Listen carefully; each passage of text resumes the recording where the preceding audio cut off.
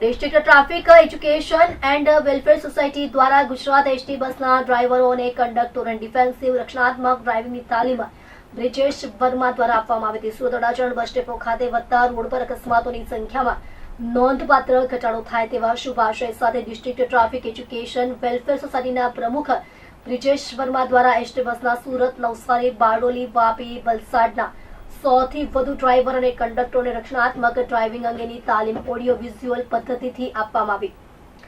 આ કાર્યક્રમની શરૂઆતમાં બ્રિજેશ વર્મા દ્વારા ગતરોજ હાર્ટ એટેકથી મૃત્યુ પામેલ ડ્રાઈવર સલીમભાઈની આત્માને શાંતિ મળે તે માટે મૌન રાખવામાં આવેલ તથા એસટી હમારી સલામત સવારીના સૂત્રનું ખરેખર સાચા અર્થમાં સાર્થક કરવા માટે રોડ સેફટીની પ્રાર્થનાનું આયોજન કરવામાં આવ્યું હતું, જેમાં અકસ્માતો ઘટાડવા કડક સુરક્ષા અભિયાન પરવાહ કરેંગે સુરક્ષિત રહેંગે તથા પેસેન્જરની સલામતી માટે કઈ કઈ બાબતો ધ્યાનમાં રાખવી જોઈએ તે અંગે માહિતી આપવામાં આવી. તેમજ ડિફેન્સિવ એટલે કે રક્ષણાત્મક ડ્રાઇવિંગનું મહત્વ તથા સરકારની રાહવીર યોજના તથા રોડ અકસ્માત થયેલ વ્યક્તિને મળતી સરકારી સહાય તથા ઝીણવટથી જુદા જુદા લાઈવ ઉદાહરણો આપી ઓડિયો વિઝ્યુઅલ પદ્ધતિથી સમજૂતી આપવામાં આવેલ હતી.